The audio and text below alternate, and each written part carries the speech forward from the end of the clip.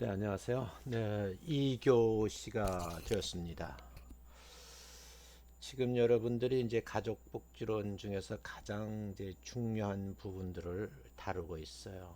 이제 중간고사가 끝나고 대면 수업이 되면 여러분들하고는 이제 기본적으로 뭐 빈곤 가족복지 등등해서 기본적인 내용을 아마 공부하게 될 것 같아요. 그래서 아마 이런 내용은 다루지 않을 것으로 생각이 돼요. 그래서 일단 이 가족 사례 관리, 그러니까 가정생활 교육, 가정 상담과 가족 치료 부분은 이제 다루지 않았는데 아마 수업 시간에 제가 이 부분을 다룰 겁니다. 그래서 유인물을 두 장을 주고 여러분 그걸 가지고 이제 과제 쓰는 방법도 연습을 하고 그 내용도 공부하고 숙제하셔야 되고 또 그 유인물을 가지고 제가 한번 강의를 하고 여러분도 똑같이 그 유인물을 가지고 저희 앞에서 한번 강의를 한번 해보는 것으로 그렇게 이제 수업 계획을 세우고 있습니다.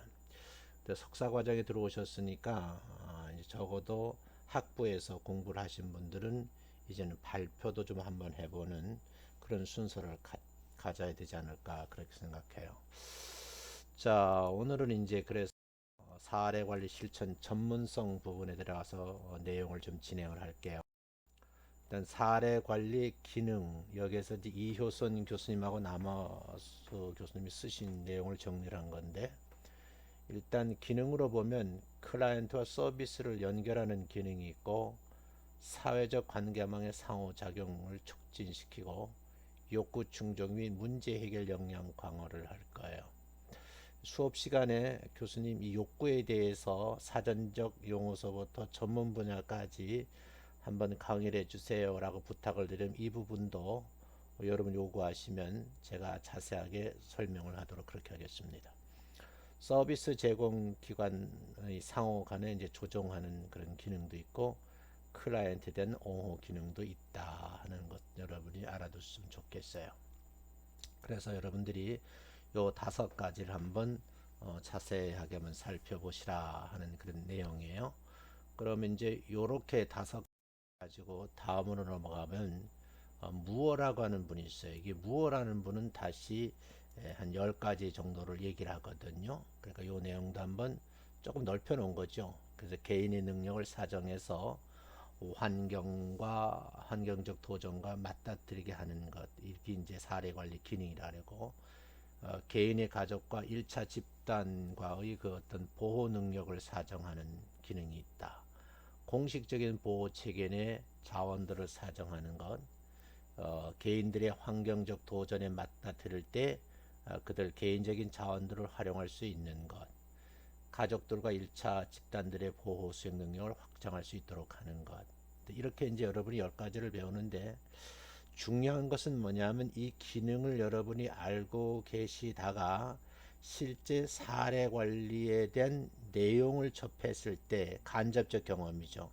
그럼 제가 이제 그때 책도 소개해드리고 여러 가지를 하게 될 거예요. 그때에 그 사례 관리를 보시면서 우리의 선배들이 이걸 지도해준 교수님들이 이 부분 중에서 어떤 내용들이 어떻게 들어와서 실제 도움을 줬는가 하는 것을 분석을 하는 것이 그게 이제 석사 과정의 공부예요. 그냥 책에 있는 것 그냥 뭐 암기하고 시험 치고 이런 정도가 아니고 적어도 석사 과정에 들어오시면 이런 다양한 기능들이 어떻게 실제 쓰여져서 어떻게 도움을 줬는지 그 내용을 분석하는 것이다. 이렇게 좀 보시면 되겠습니다. 난이도가 조금 높아지는 거죠. 그 다음 실천 방법으로 이제 돌아가 보면 이제 일단 서비스를 연결해 주는 거죠. 그래서 서비스 연결 클라이언트와 클라이언트 다른 기관으로 의뢰해서 서비스와 이제 연결시켜주고 관계를 구축시키는 것 이걸 서비스 연결이라 그러거든요. 그럼 서비스 조정도 있어요. 그런 조정이라는 것은 잘 안 됐을 때 잘 되도록 기능이 안 됐을 때 잘 기능이 되도록 역기능이 있을 때 순기능으로 바뀔 수 있도록 이렇게 클라이언트가 보유한 복합적인 욕구에 필요한 다양한 서비스나 전문가들이 이제 제시해오는 이 공통 목표를 달성할 수 있도록 이제 어떻게 해요? 상담자가 사회복지사가 조종자 역할을 하는 거죠. 조종해주고 통합하는 그런 역할을 수행하는데 이 과정을 이제 서비스 조정이라 그런다 그런 얘기죠. 그 다음에 이제 협상하는 거요. 서비스 협상은 클라이언트가 서비스에 또 자원을 이용하는 데 있어서 어려움을 겪는 경우가 있어. 그래서 이거를 잘 극복할 수 있도록 상담자와 내담자가 어떻게 협상을 하는 걸 이제 서비스 협상이라 그러죠. 그 다음에 이제 자원을 동원하는 건데 클라이언트가 의식주라든지 경제적 이런 이제 것이 필요할 때에 그 자원을 어떻게 획득할 수 있는지 그 방법을 이제 도움을 주는 거지. 이걸 자원 동원이라 그래요. 우리 뭐 교회 다니시는 분들 목사님들 설교 들으면 탈무드 얘기를 많이 하잖아요.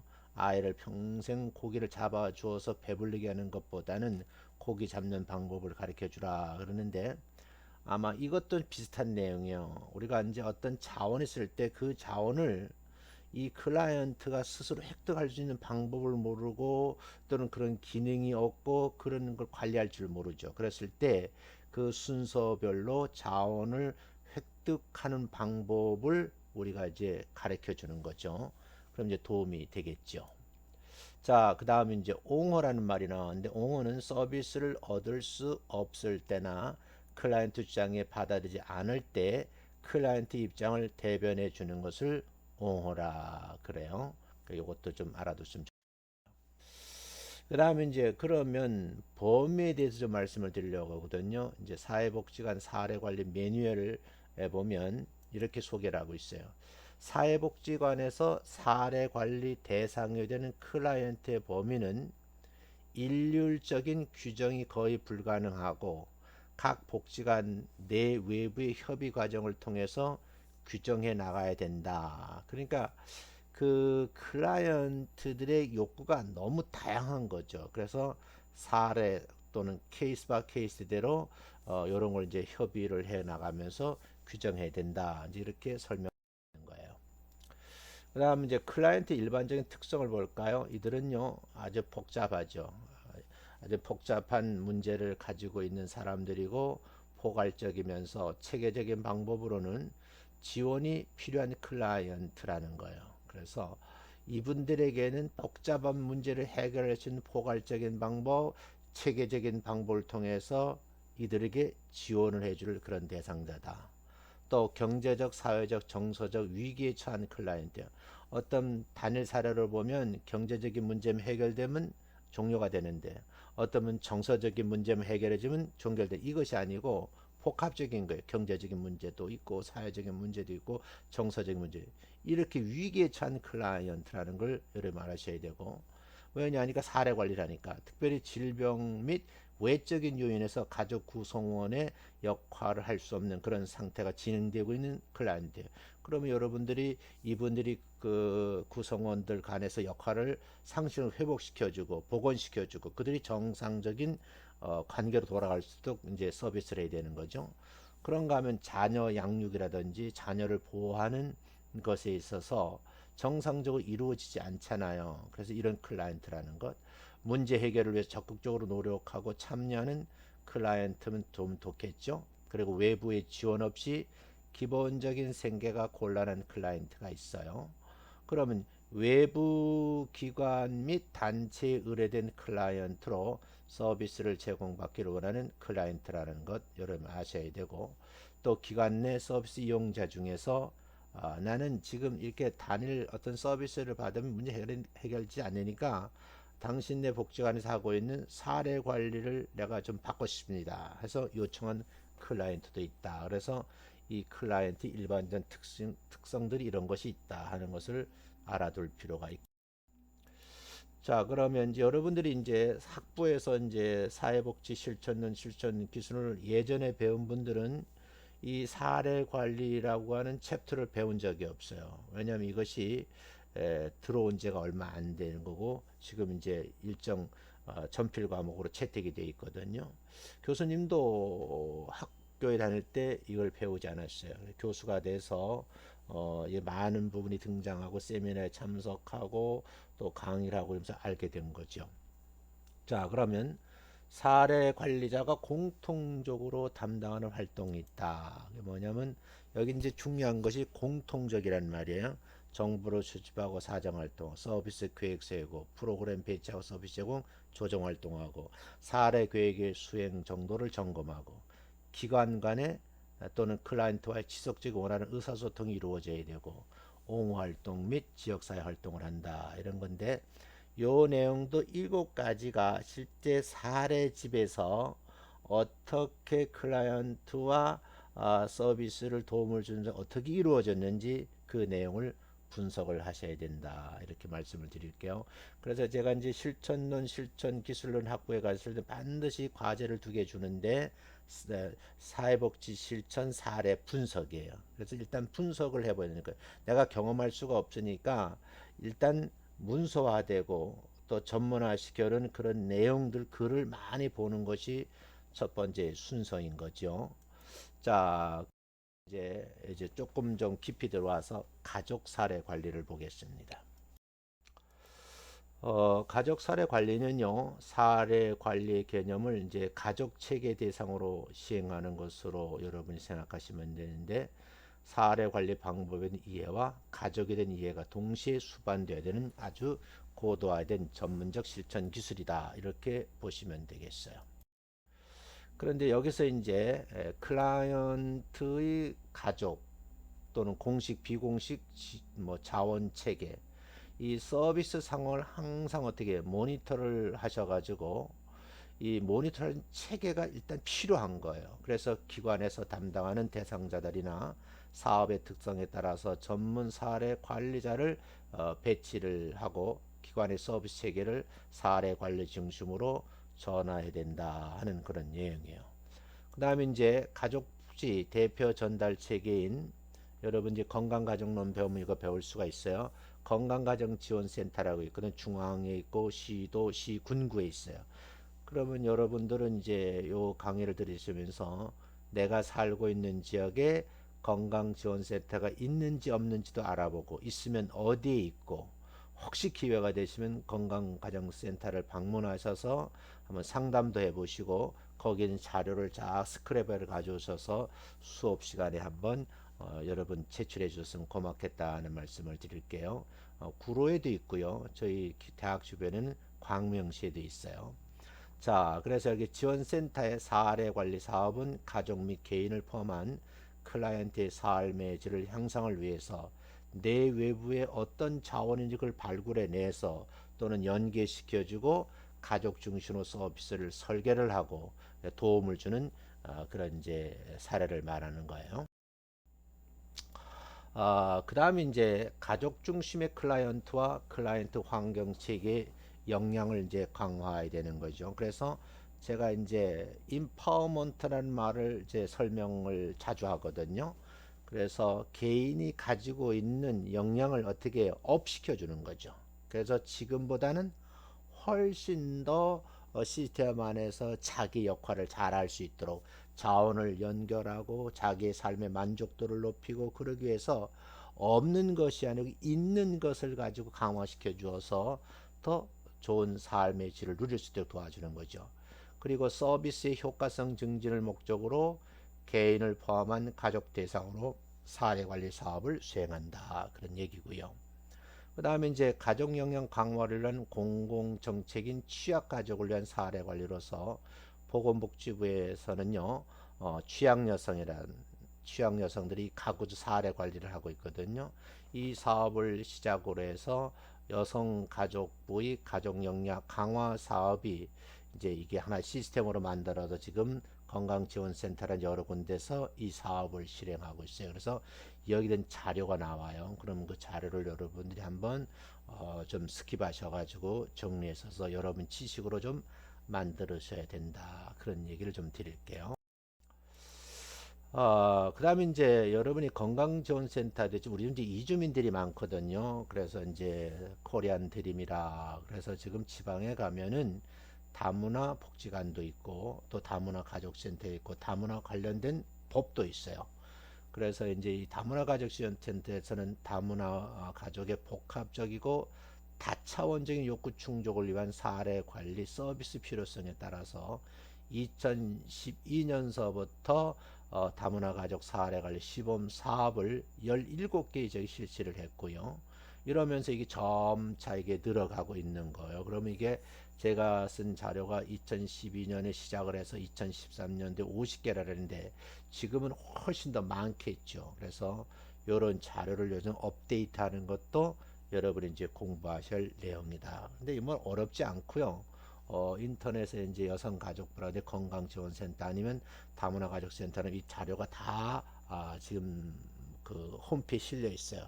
그러니까 그런 내용들을 좀 이렇게 출력을 하셔가지고 교수님이 하지 않은 부분도 여러분 스스로 대학원생들이니까 업데이트 시키셔야 된다. 그래서 이런 업데이트가 되면 여러 PPT로 만들어서 저한테 보내시고 더 잘할 수 있는 분은 PPT를 강의도 한번 영상을 만들어 띄워 저한테 보내주시면 좋겠어요.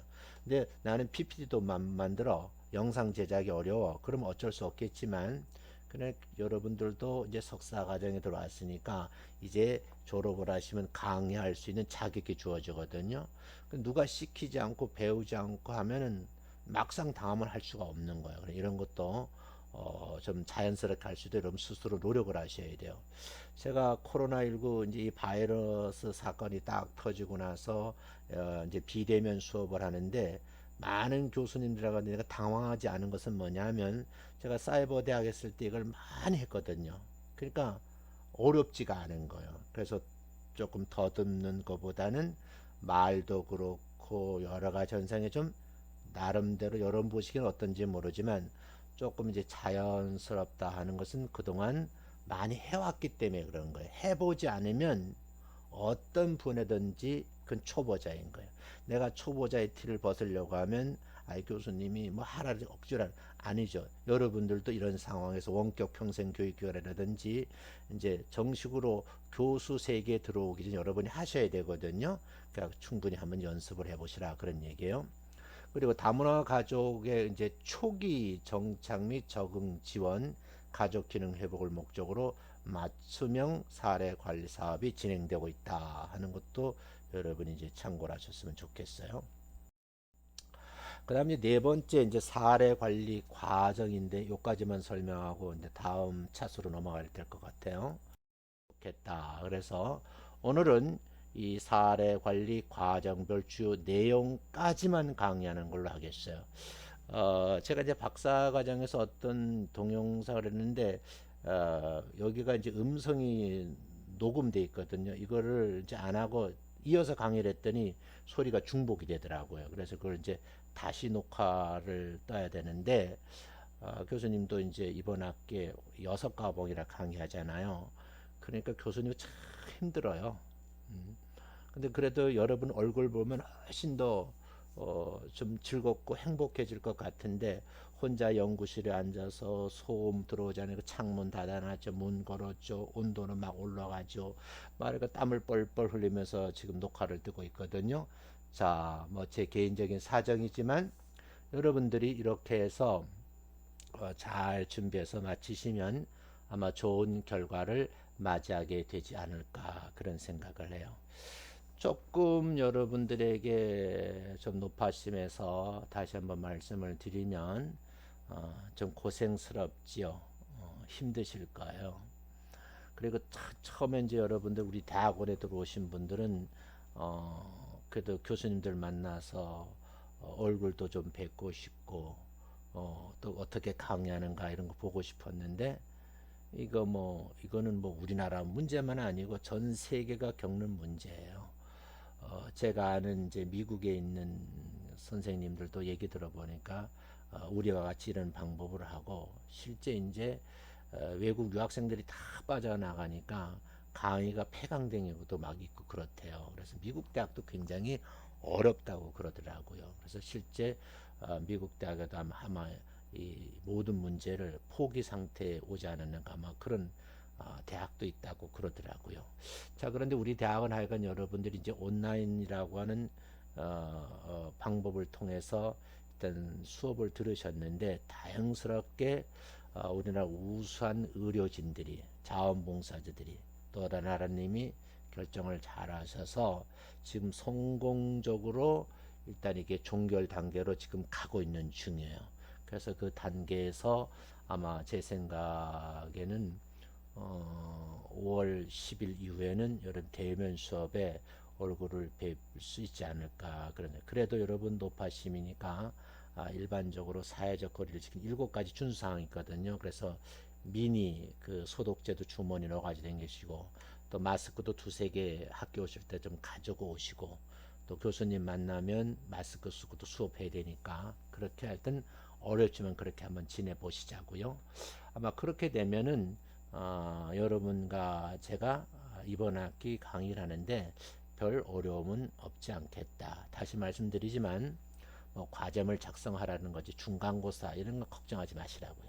걱정하지 마시고 교수님하고 수업 시간에 만나서 진솔하게 얘기를 하고 시험 보는 방법, 또 어떻게 문제 푸는 거, 여러분 아래를 뭔 내용 이런 걸 다 소개하고 여러분이 충분히 할 수 있는 그런 이제 방법을 제시할 테니까 너무 걱정하지 마시고, 좀 까다로운 교수님 계시면 그 교수님의 초점을 맞추셔야 하고, 저는 여러분을 편안하게 대할 테니까 그렇게 여러분 다음 시간에 대면 시간에 한번 배웠으면 좋겠습니다. 3교시 때에 다시 뵙도록 하겠습니다. 수고 많이 하셨습니다. 하는 것을 참고했으면 좋겠어요. 다음 이제 시간서부터는 이 6단계를 하나하나 살펴가면서 구체적으로 이렇게 이제 보려고 그래요. 그래서 이 부분을 한번 체크를 좀 해보.